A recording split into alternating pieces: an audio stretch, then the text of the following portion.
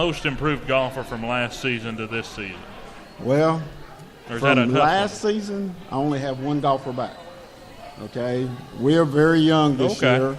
All of my players are new. You know, Jared Mouse, he was the only one that we have back from last year, and he's done a pretty good job for us. And but I would have to say that my most improved is my number one right now, because last year at this time, he couldn't even get the ball off the tee box on the range.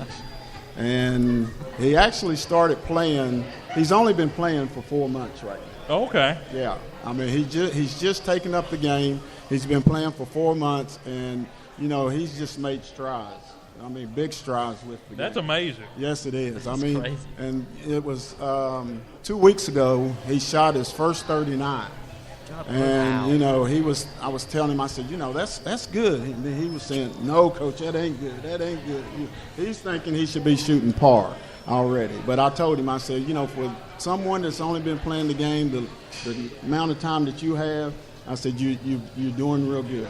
And if he can keep improving like that, then he could have a future in the game.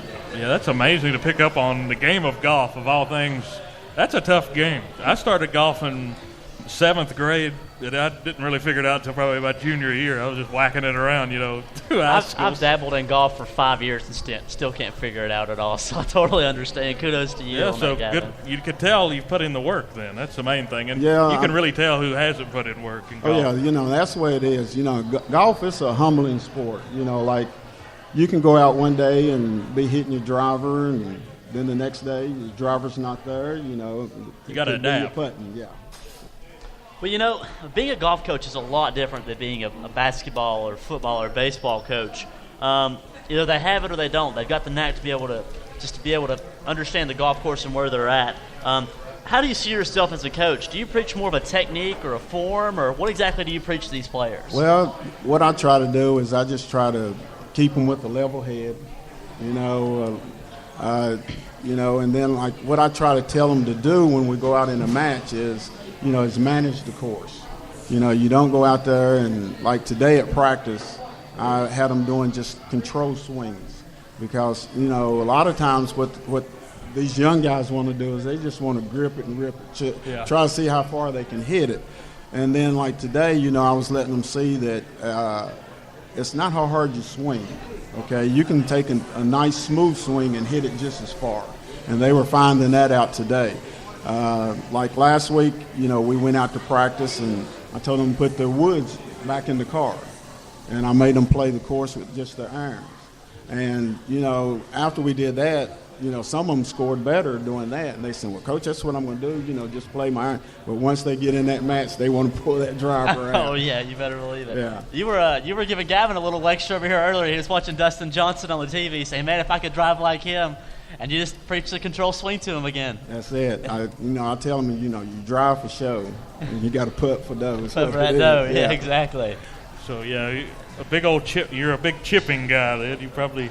Well, that's what we do a lot of in practice. We do a lot of chipping and a lot of putting around the putting green. Like today's practice, that's the way we started out. When I get there, some of them are already there, and that's where they go to. They go right to the putting green and.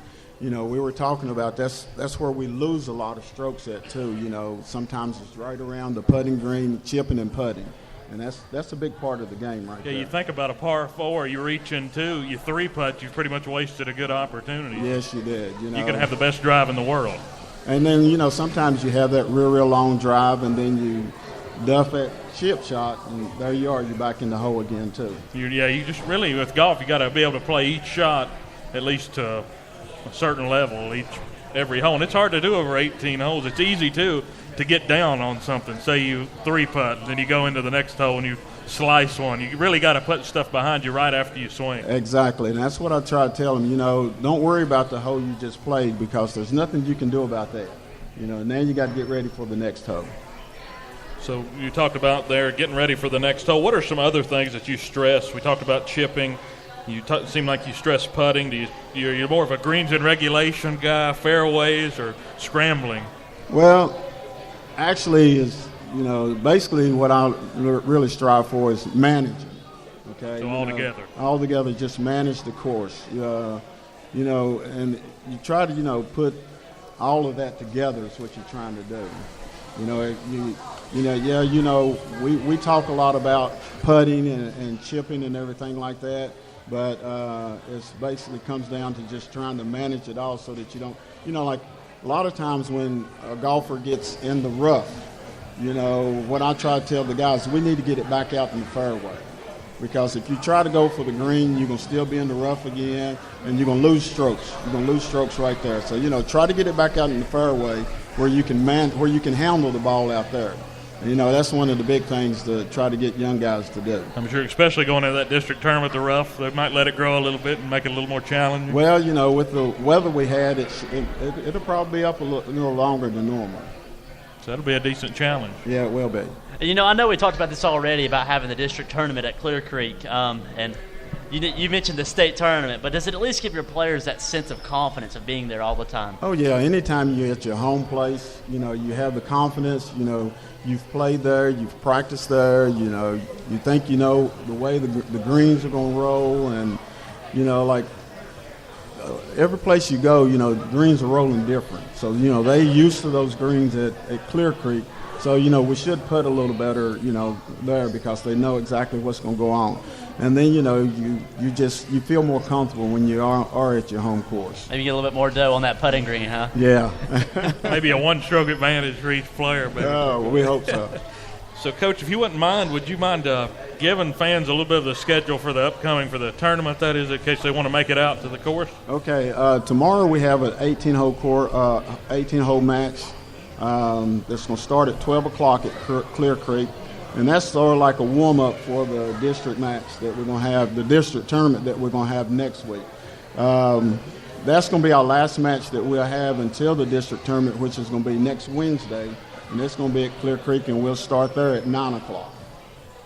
Okay, and I'm sure Clear Creek probably has a plan in place for parents and family members to be able to ride the golf cart, or they... Yeah, they have it set up where, they'll let them rent golf carts. You have some parents that come out and walk. And, the only thing is when they do come out, they have to stay on the cart path. They can't get off the cart path. They're not supposed to talk to the golfers. The only person can talk to a golfer is their coach.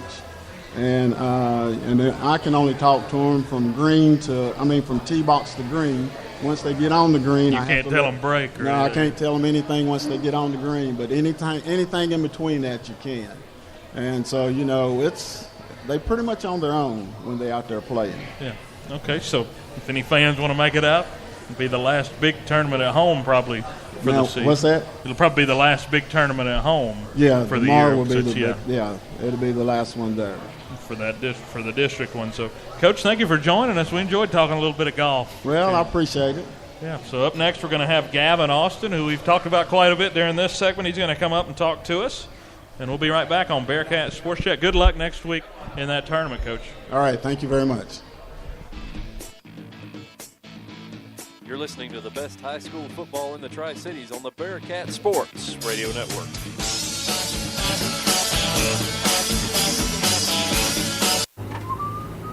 In 50 feet, turn left. Why are you driving so slowly? After a few drinks, I'm taking it slow. Well, you're not fooling the cop behind you. What? Get ready to pay in 0.1 miles. Getting pulled over for buzz driving could cost you around $10,000 in fines, legal fees, and increased insurance rates. Nothing kills a buzz like getting pulled over for buzz driving, because buzz driving is drunk driving. Brought to you by the National Highway Traffic Safety Administration and the Ad Council. You're listening to Virginia High Football on Bearcat Radio on Spreaker.com.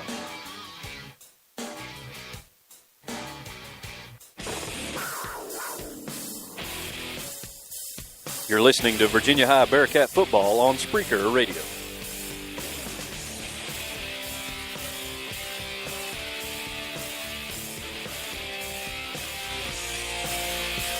Hey y'all, I'm Blake Shelton. I love that country music connects people all over this great nation, but unfortunately so does something else, childhood hunger. 15 million children struggle with hunger in America. That's why the Feeding America nationwide network of food banks works to rescue our surplus food to help provide billions of meals to families in need across the country. Join the fight against hunger at feedingamerica.org. Together, we can solve hunger. Together, we're Feeding America.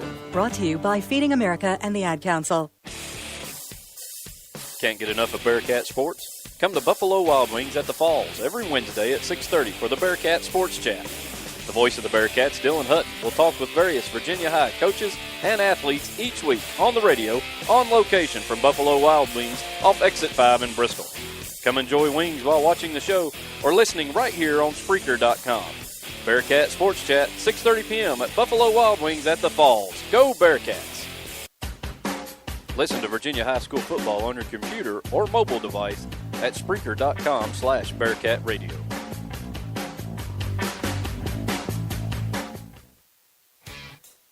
You're listening to Virginia High football on Bearcat Radio on Spreaker.com.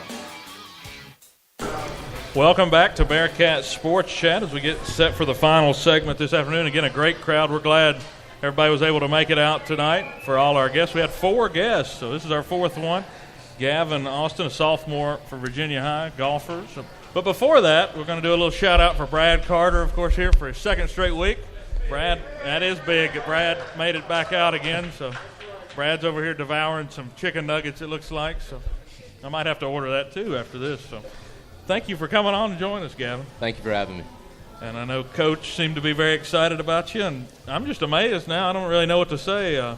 It took me forever to figure out the game. I don't even think anybody figures out the game of golf, but to already have it almost figured out this short amount of time, it's amazing. I still can barely get the ball off the tee majority of the time. It's not like a sport that you can't just go out and hit a golf ball. You can go out and throw a football, maybe a bad spiral, but you can't just go out and you can't go out and shoot like 40s.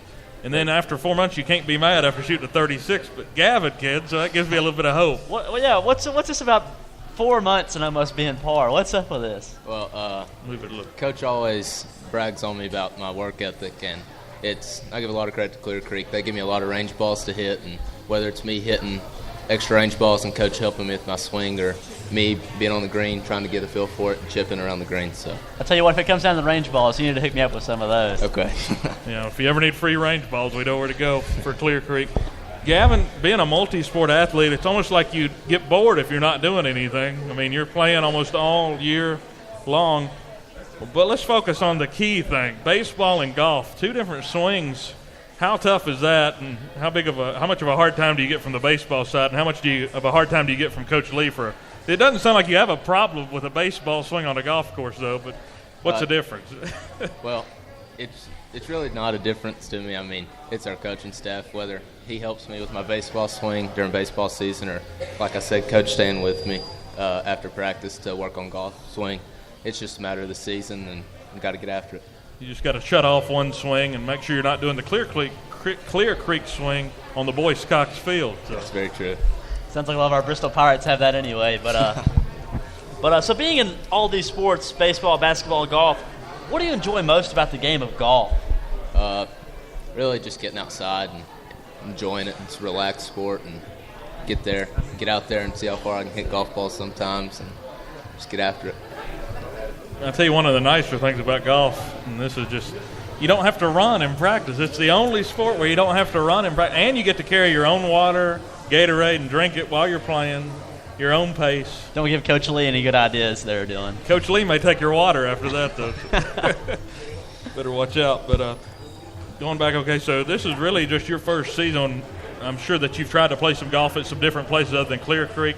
Clear Creek might be your favorite. What's your favorite course that you've played so far? Well, I've played about 5 different courses throughout the season, and my dad took me up to Glen Roque a couple weeks ago, and I like their course a lot. They have fast greens, so I like that course. Glen Roque up in Abingdon, that's a fun one. I had to go play the Hogo tournament up there a couple of times, so it's definitely a really nice course.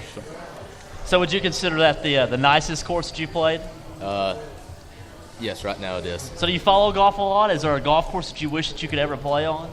The Virginian and Old Farm are on the bucket list, of course, and then maybe Masters course, maybe if I'm good enough to make it. So we'll see. What about Pebble Beach? You ever thought about traveling out that way? I don't know if I can deal with that wind, so I can't hit a golf ball straight now. So We'll get to Pebble Beach later, maybe. But, yeah, the Masters course would be a fun one to get to. And so it's almost postseason time. It really is here. You got your main practice tomorrow. It's basically like another practice for you guys back at home at Clear Creek.